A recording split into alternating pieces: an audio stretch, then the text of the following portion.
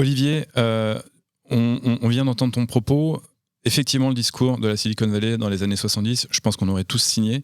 Mais ça, on l'a déjà vécu aussi, si on remonte encore plus loin.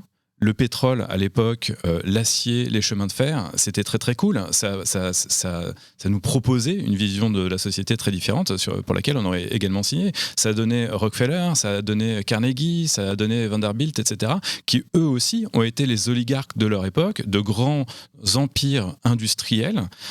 Donc, puisqu'on en est à se demander quelles sont les sources finalement de ce que l'on est en train de vivre aujourd'hui d'une tech qui prend le pouvoir, est-ce que, encore une fois, désolé de vouloir faire des parallèles, mais est-ce qu'encore une fois, on peut faire le parallèle avec ce qui a déjà existé auparavant avec ces figures-là ? Oui, absolument, mais d'ailleurs on les appelait les barons voleurs. Hein.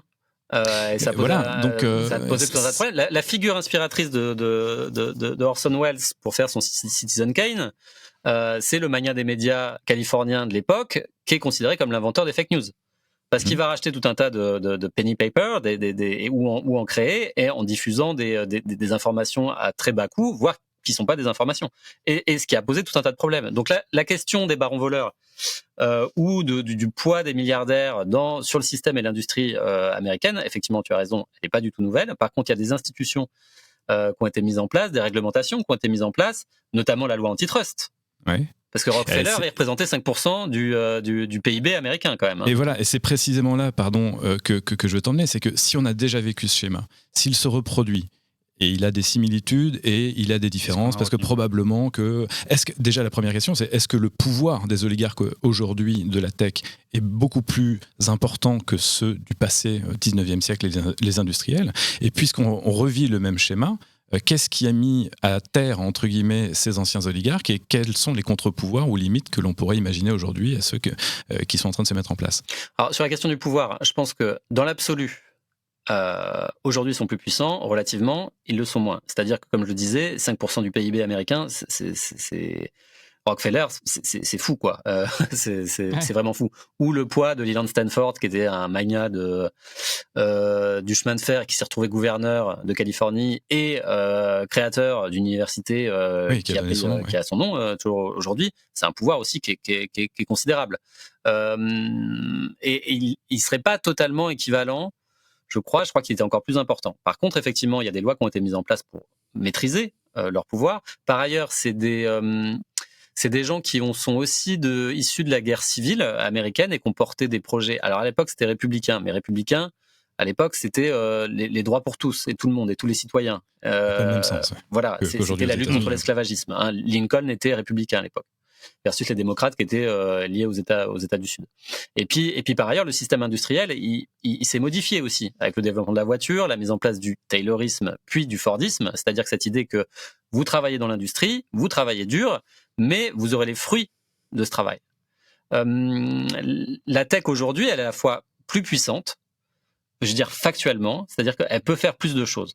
Elle s'intéresse et elle se déporte sur plus de secteurs. On peut faire de l'informatique quantique. On peut envisager raisonnablement à l'échelle de une ou deux générations d'envoyer quelqu'un sur Mars. Donc factuellement, c'est supérieur en termes de puissance. Par contre, la tech, elle est devenue un vrai enjeu et un problème public d'une certaine façon, précisément parce que d'une part, elle n'a pas de modèle social. C'est-à-dire qu'elle n'a pas mis en place, elle n'a pas pensé encore de réponse comme l'a fait le Fordisme au Taylorisme. Elle n'a pas pensé quelque chose qui pourrait... La seule chose qu'elle a pensé, c'est le revenu minimum universel, mais qui est à 500 $, quoi, pour l'ensemble des personnes qui seraient frappées par l'impact technologique et qui n'auraient pas les moyens d'y faire face. Et en plus, cette industrie de la tech, elle crée peu d'emplois, ce qui est un vrai souci et une vraie anomalie du point de vue de la théorie économique qui postule que le progrès technique, ça détruit des emplois, mais ça en crée, et ça génère un tel niveau de richesse qu'on peut les redistribuer. Or, les industries de la tech, elles font tout pour pas redistribuer. Ouais. À personne, ça crée peu d'emplois et ça passe à l'échelle. Ouais. Et puis ça crée une énorme richesse, mais qui est gardée par quelques-uns. Au sein de l'entreprise, ils n'ont pas de modèle social. Les gens qui en profitent, ce sont les investisseurs directs, les VC, les entrepreneurs ou entrepreneuses, mais qui sont souvent des entrepreneurs quand même, et les salariés des boîtes qui sont arrivés tôt. Ouais. C'est ces gens-là qui font la culbute.